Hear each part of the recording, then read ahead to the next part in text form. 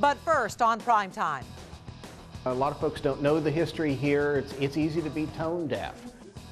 It is a seemingly innocent action, but people watching Charlotte's history say sending kids to school on Martin Luther King Day may tear open wounds that have hardly healed. Thanks for joining us on Prime Time. It's good to have you here. I'm Maureen O'Boyle. If perception is reality, the Charlotte-Mecklenburg School District has some work to do. Right now, the district is taking flack from the NAACP for using Martin Luther King Day as a make-up snow day. The organization tells parents to fight back, even keep their kids home if necessary. We're going to be writing, asking parents and other leaders and members of the community to email our board members and appeal to them to please come together and change that date. But we're also going to be appealing to the community for, to keep their children home. It is the latest in a lengthy list of allegations of racism that recently includes anger over how the district handled the closing of 10 schools. These two incidents might eventually fade from the headlines, but they won't likely fade from collective memory. A 2008 survey of the Charlotte area done by Harvard University found 60% of the people asked thought CMS was becoming more segregated. In the same survey, Charlotte ranked 39th out of 40 cities in interracial trust, with only 28% of minorities saying they wholeheartedly trusted white people. WBTV's Steve Crump has tonight's cover story. And Steve, the issue is CMS is already fighting an uphill battle with the minority community, and this could really be a big problem.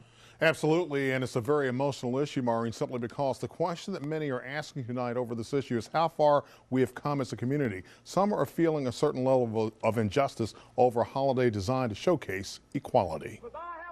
On the day that Charlotte celebrates the Martin Luther King Jr. National Holiday, CMS is planning to hold classes. This sends a message of insensitivity. The message comes in an environment where Charlotte is at the bottom of the barrel nationally when it comes to interracial trust. A lot of folks don't know the history here. It's easy to be tone deaf. Tom Hanchett and staffers at the Levine Museum of the New South are installing the last pieces of its Courage exhibit, which deals with the community issues of racial trust. People are looking for respect, and our history, unfortunately, is one of not enough respect. Respect can emerge through public displays, but emotions also run deep. Some people are angry, and they're not even sure why. Diane English has spent years studying social capital and interracial trust issues in Charlotte and understands how and why questions over the King holiday are becoming lightning rod issues. For some people, it is a value piece. For some people, it's a